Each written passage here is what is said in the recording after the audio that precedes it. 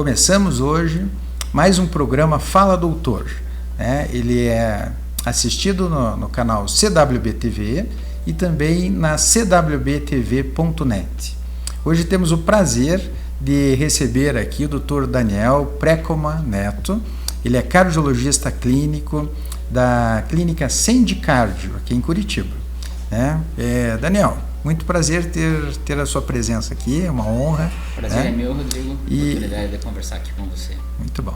E vamos trocar umas ideias aí sobre a relação o que é pressão alta, que eu acho que é uma coisa que interessa muito o pessoal, a relação do excesso de peso, da obesidade, com a gênese, a criação da pressão alta.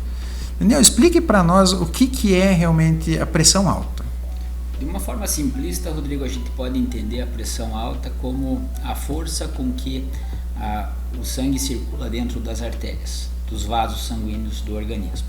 Se essa condição de circulação de força está aumentada, existe uma possibilidade de que você faça lesão nos órgãos, nos vasos e principalmente no que a gente chama dos órgãos nobres, que tem íntima relação com a questão do valor com que essa pressão circula dentro dessas artérias, que são o coração, o cérebro e os rins. Não, e a gente sabe que ele é meio traiçoeira, A pressão muitas vezes ela está um pouquinho elevada, assim, e a pessoa não tem sintoma nenhum, não sente nada.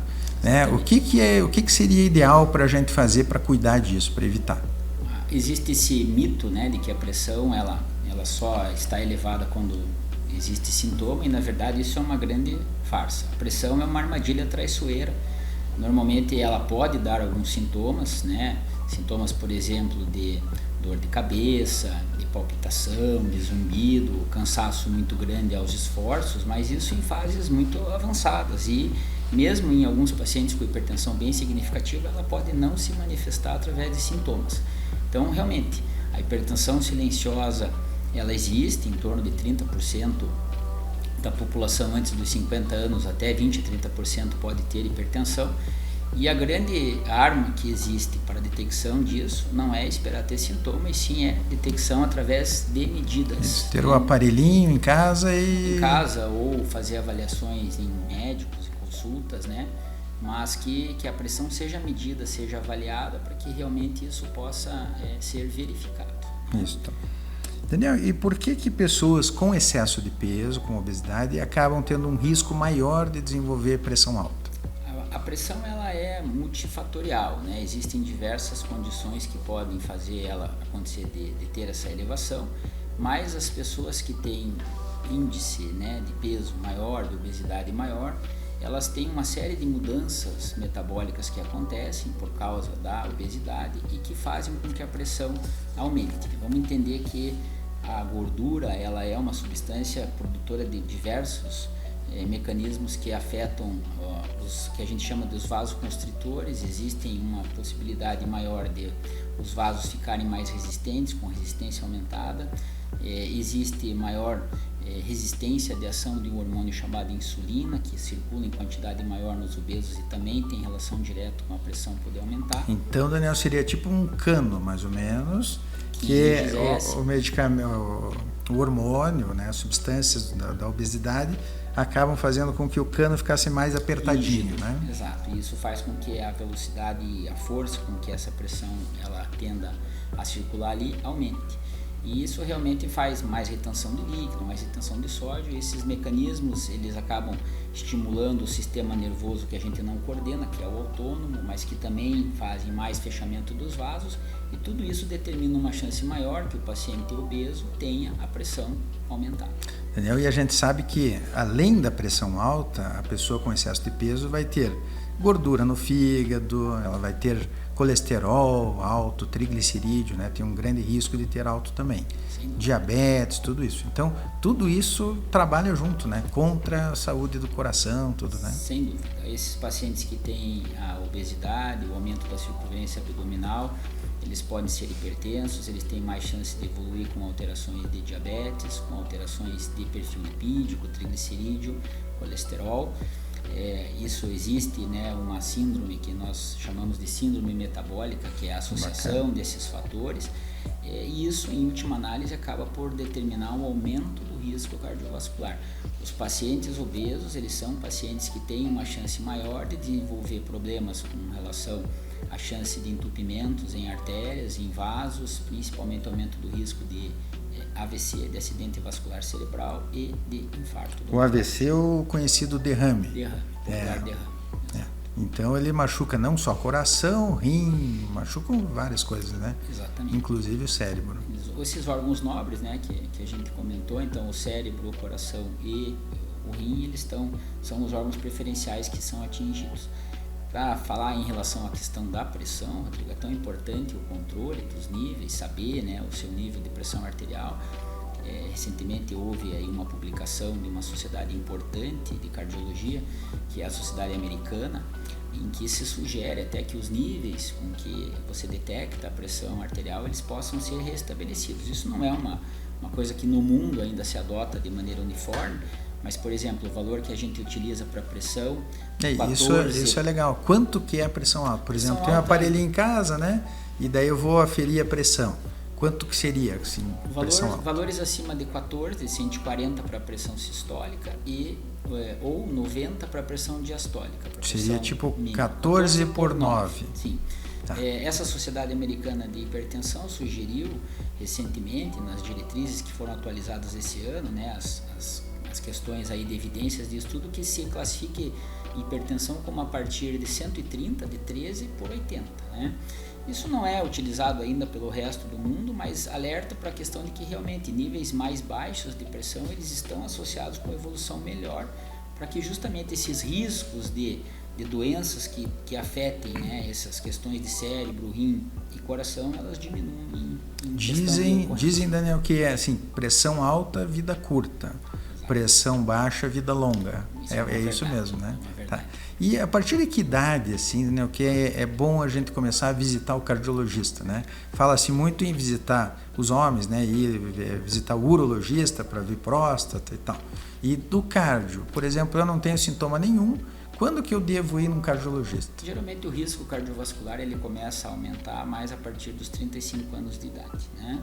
Então, assim, recomenda-se que pacientes que são assintomáticos e que não têm doenças sabidas, eles façam essas visitas mais a partir dos 35, 40 anos para poder detectar, porque a partir dessa faixa de idade é a que tem maior chance de acometer as questões de artérias que possam aparecer e começar a desenvolver entupimentos. E tudo isso, Daniel, daí dá uma coisa chamada risco cardiovascular, né? Tem fórmulas para calcular isso, né? Sim, existem várias fórmulas para fazer essa avaliação do risco cardiovascular. Existe a mais famosa de todas, é a de Framingham, que é a americana, e existem diversas variáveis adotadas por sociedades diferentes em todo o mundo, com diversos nomes, mas basicamente elas englobam as doenças que podem entrar para aumentar esse risco de doença cardíaca e cardiológica e vascular acontecer. Em geral, assim, nas diversas apresentações das diversas sociedades, pressão alta, diabetes, colesterol alterado, triglicerídeos, presença ou não de tabagismo, que é um fator importante. Tabagismo é bacana a gente comentar, né? Porque muita gente acha que o cigarrinho ali não vai fazer mal nenhum, nada. Né? O tabagismo é um fator independente para aumentar o risco do paciente ser hipertenso, né? Então, isso numa condição ali, as substâncias do tabaco, elas podem ser também vasoconstritoras e aumentar a chance do paciente ter a pressão alterada, mas ela também pode se somar a essas outras condições e aumentar o risco de doenças. Um exemplo, o paciente que é hipertenso, que tem diabetes e que é fumante, ele é um paciente considerado de risco bastante elevado. O risco sobe absurdamente, né? Sem dúvida. E daí eu acho que entra também sal da alimentação, entra atividade física, vida, né? Questão de estresse, sedentarismo, qualidade de sono, que é uma parte que tem sido bastante avaliada hoje em dia, que é importante também. Então, isso tudo faz parte dessa avaliação de risco para que você possa estabelecer as metas e tratamentos. Daniel, a gente faz especialista mais no tratamento de obesidade e cirurgia bariátrica, né?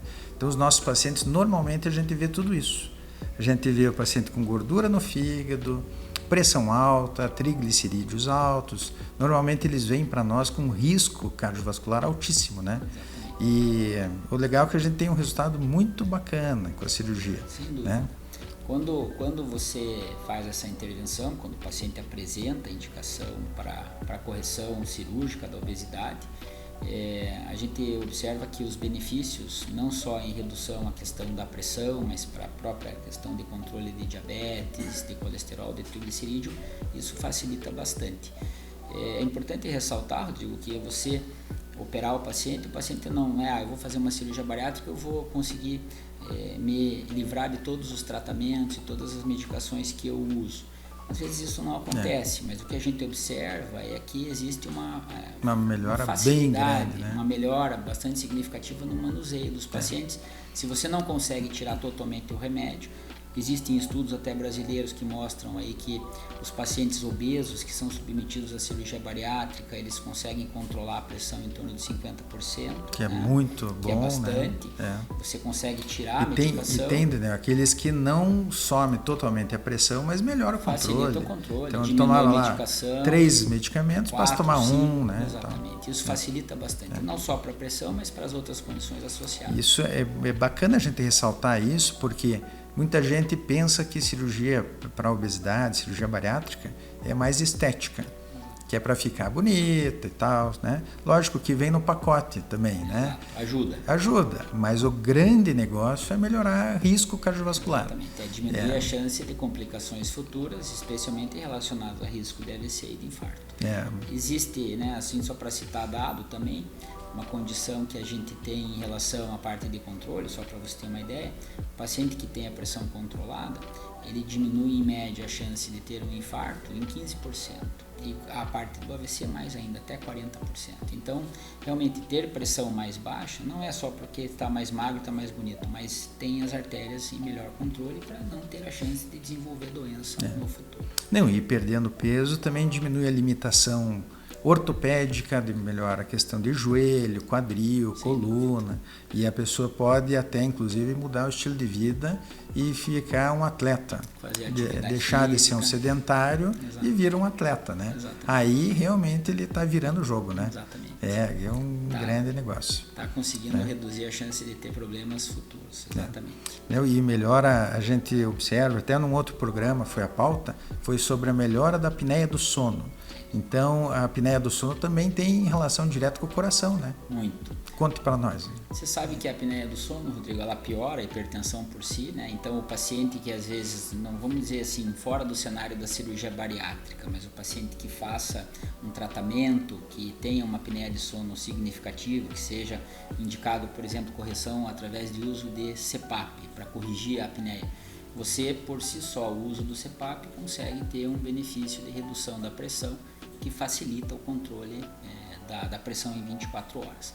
Existe também uma relação da apneia do sono com a incidência de uma arritmia que acontece no coração, que é uma arritmia que com o envelhecimento da população nós temos observado cada vez mais, que é a fibrilação atrial. Que é muito comum, né? Comum, e essa arritmia é uma arritmia perigosa, não para o coração em si, mas para a questão principalmente de geração de coágulos. Ela é uma causa de AVC, de acidente vascular cerebral, por produzir coágulos que podem se deslocar na circulação. Dentro do coração, né? E cai na corrente sanguínea, vai para o cérebro, pode fazer AVC. Então, a condição de tratamento da apneia do sono por CPAP ou até perda de peso exclusivamente, e falando em questão de redução do peso, ajuda a diminuir a incidência da fibrilação atrial. Muito legal.